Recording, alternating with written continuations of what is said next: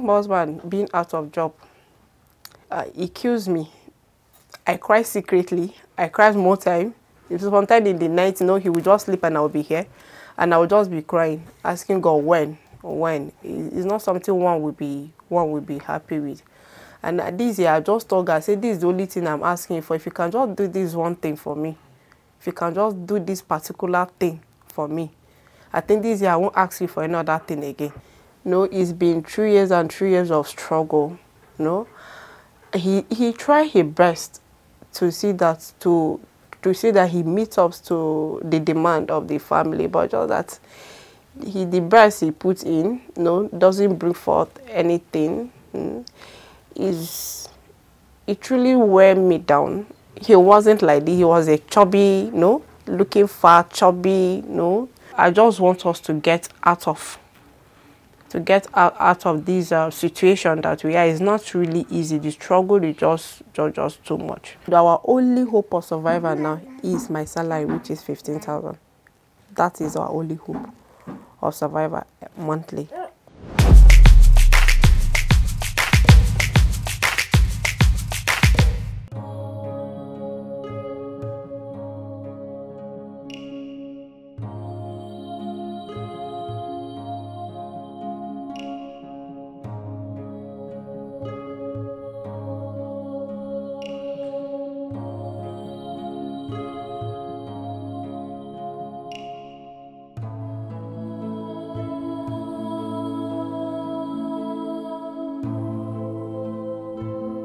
We were in Jos. I was not working at all for like over a year.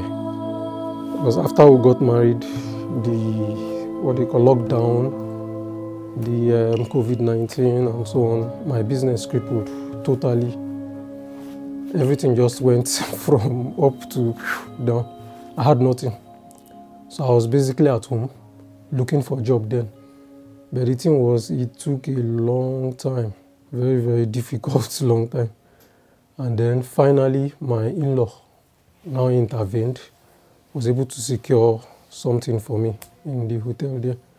Being that was when I was now able to leave them in Jos, came to Abuja.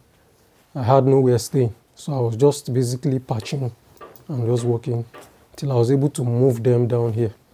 But still, I still didn't feel like I had a job because of the challenge I was still facing. We weren't being paid consistently.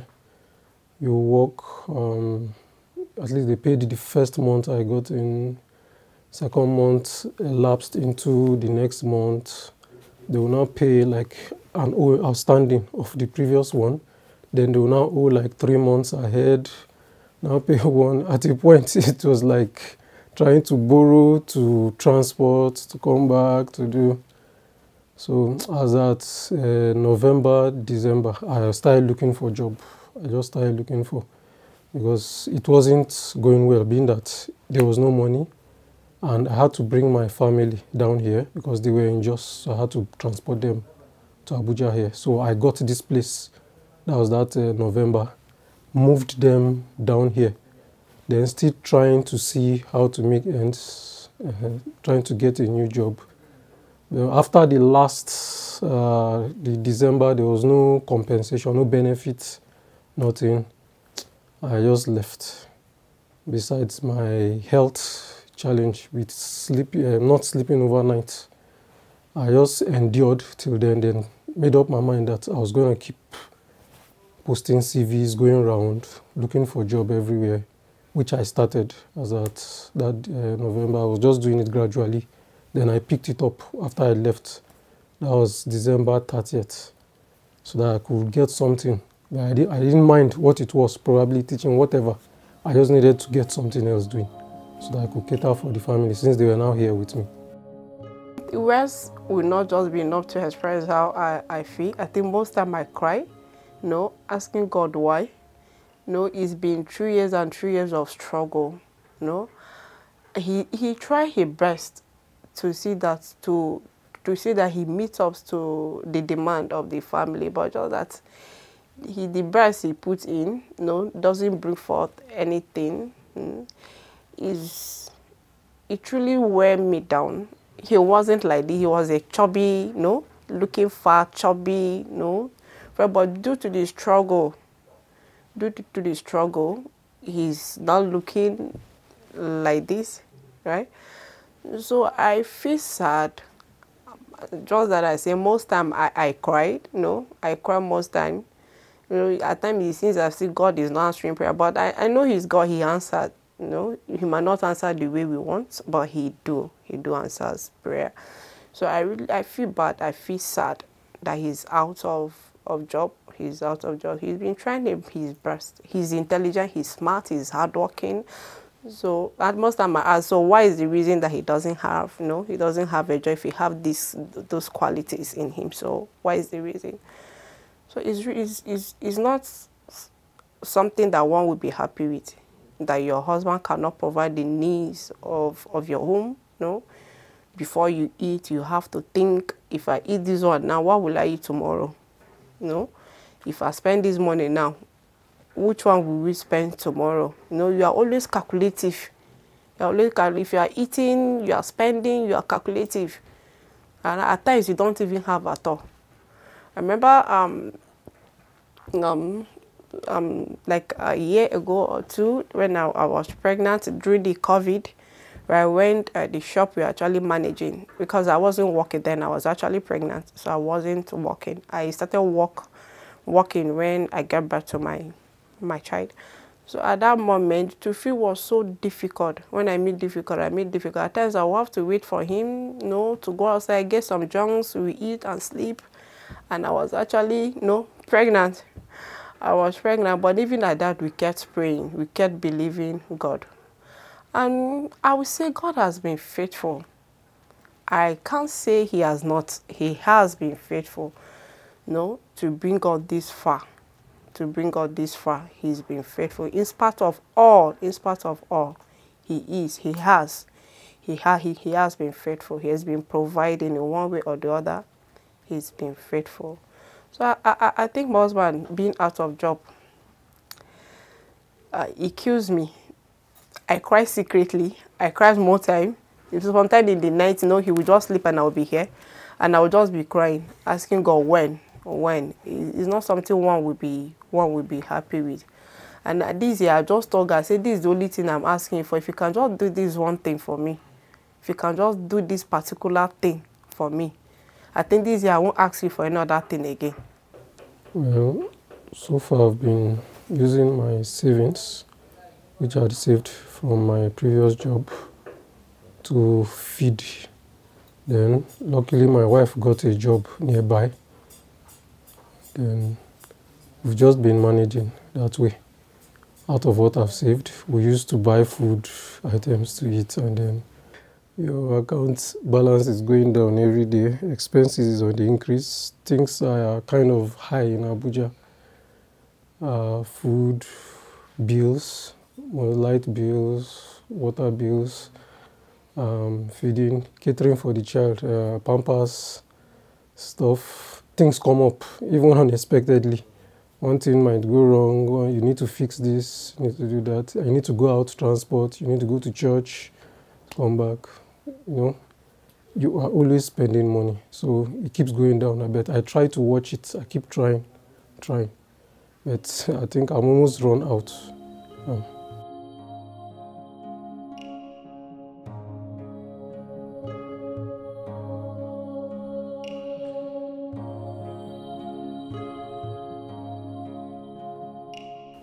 Since the lockdown, then I've met aunties, brothers, sisters, stepbrothers, stepsisters, family. Even my in-laws even had to step in at a point.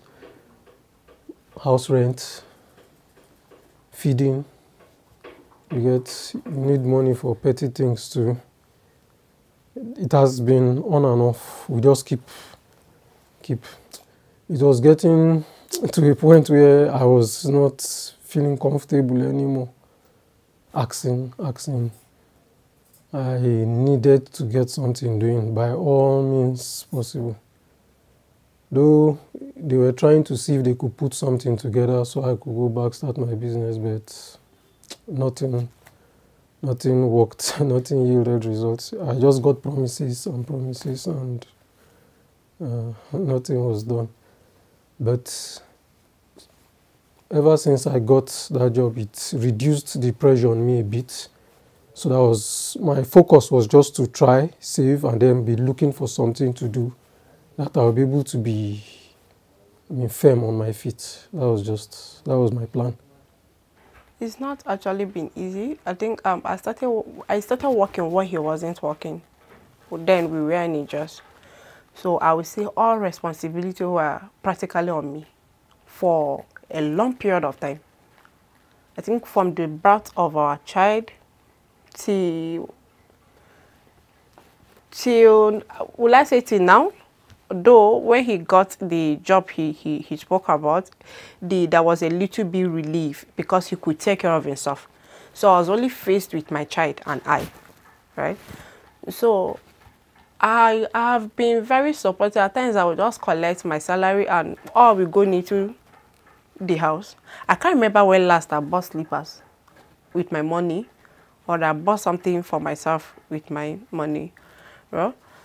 So basically, I've been trying, putting in my best, using my salary to keep us going, because we don't want to bother people with our problems. I know so many people have their own problem, so you can't keep asking. You ask today and ask tomorrow. If you call again, they'll even block you. You understand? So we are mature, right? We should be able to take care of our family. So for that reason, I try my best. I try my best to see that we are okay the way I can. I practically use my money for the house. I don't use it to do another thing. It just was a little bit, was more difficult than the way he told me that we'll be relocating to Abuja. I was so excited because there are so many opportunities in Abuja compared to Jos. So I was so excited when he told me about that, and I let him save. I was actually using my monthly salary to take care of I and my child. And that was 10,000 naira. Yeah, 10,000 naira. That was what I was earning then in Jos as a teacher. A part-time teacher. It was a part-time job. So as a part-time teacher, that was what I was actually earning. Why he saved up to get a place so we can move in. Our plan was he will apply, as in he will get a new job, because he already applied. He said he applied since November. Then we moved in while he keeps applying, and he will keep working in the hotel where he was working.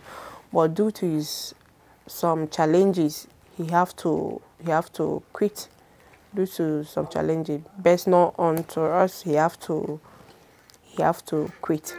Luckily for me, I got here. I'm just a month. We are just a month plus in this Abuja. Got a job where they agreed to be paying me 15,000 naira a month as a primary school teacher. And that is the only thing we are looking up to, because as he said, his savings, everything is done already. That is what we have been living on ever since we came, because I wasn't working, right? So that is what we have been living on. So our only hope of survival now is my salary, which is 15,000. That is our only hope of survival monthly.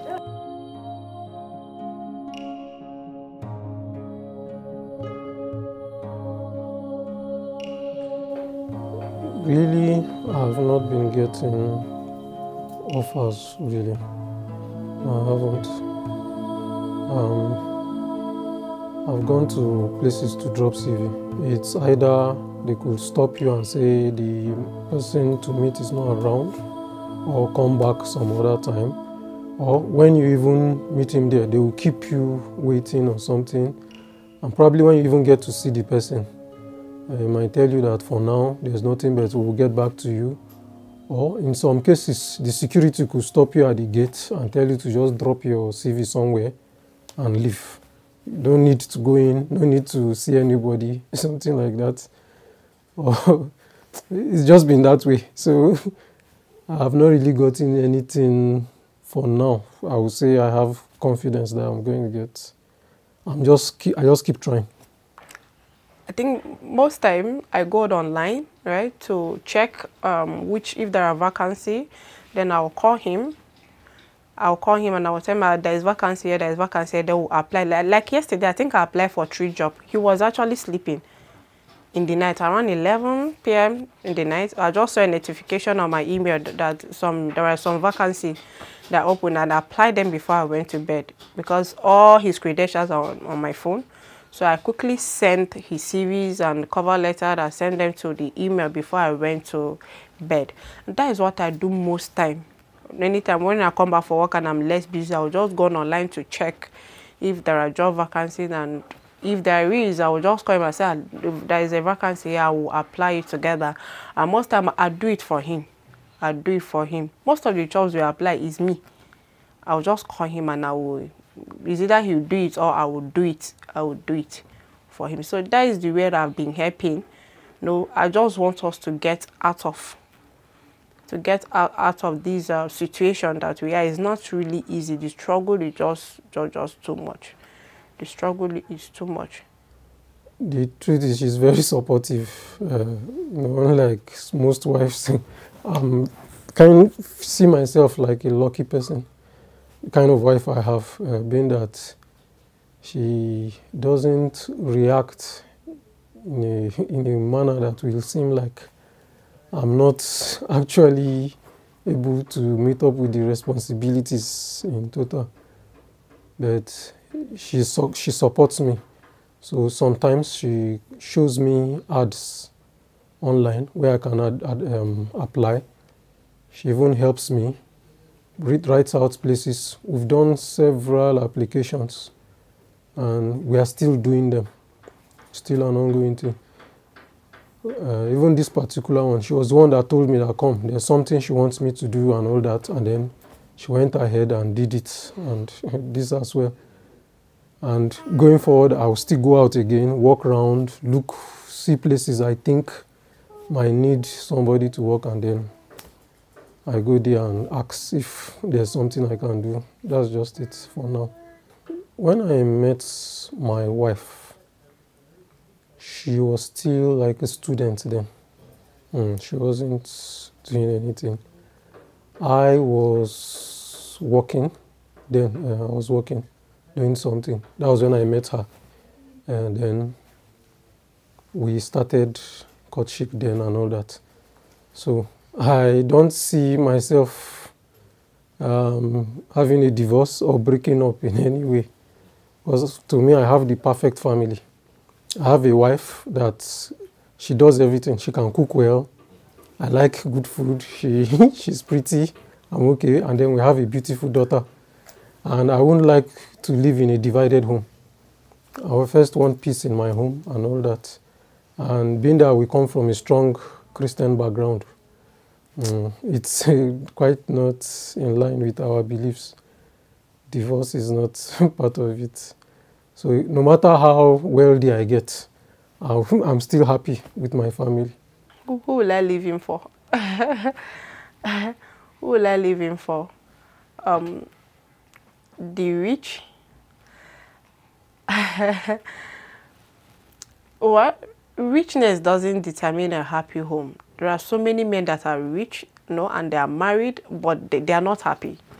They are not happy. So richness does not determine a happy home. I think we are happy, even despite our situation. If you see the way we play, the way we laugh, you will never know. When we dress and we go out, no one will know. In fact, many people look at us, and I will tell you that many people look at us and they admire us.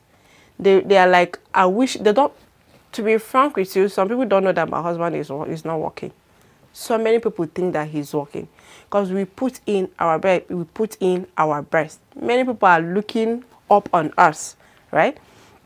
So leaving to get married, to living for a rich guy or a rich man, that does not determine where I will be happy. Is what I'm looking for, and I'm happy here. He makes me happy. He makes me happy. He puts us at his front, He makes sure he provides. If we have any little he has, make sure he provides for us. We are his first priority. We are his first priority. So with that, I'm okay. I don't need a rich guy. I don't need a rich man. I'm okay. These are our small world. We are comfortable. We are okay and we are happy. We are happy. What attracted me to him, he's very hardworking. He's very positive. He's hard. I learned how to be hardworking from him. He is the kind of person that works tirelessly. He can work for money and he's very diligent. If he wants to do something, he will make sure it's perfectly done. And I think he's an honest person, very honest. And if we give my husband 15 naira, I think he will come back to ask you that, do you actually mean that this 15 naira is for me? Yeah. So he's very, very honest. Those are the qualities that actually attracted me to him.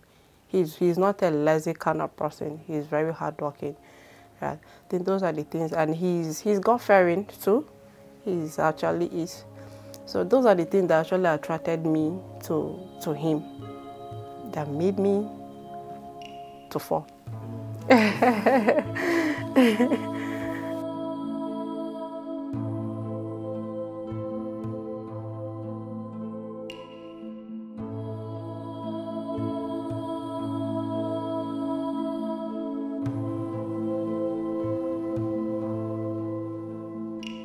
Then I had a deep freezer. I had a shop. I was buying and selling fish. It was basically all types of fish. Then I also did artwork for some people. Drawing, painting, things like that. Graphic design and the others. But basically, what was giving me the daily sustenance was the buying and selling of the fish. Seafoods, basically. I would actually love to get a job. That's my number one priority. If I can't secure a job and I'm unable to get something, then I will have to think of a business to do. Probably going back to doing food business. Probably buying and selling. But basically food. I just wish, or I pray that this turns a new leaf for us. That is my wish, or that is my prayer, that this particular encounter will turn our situation around. That he will get a job in no recent time, right? That this also will turn to every day. That we share this as a testimony. That we share this as a testimony, because, as I've said, it's not an easy thing. It's really been difficult. It's really been difficult.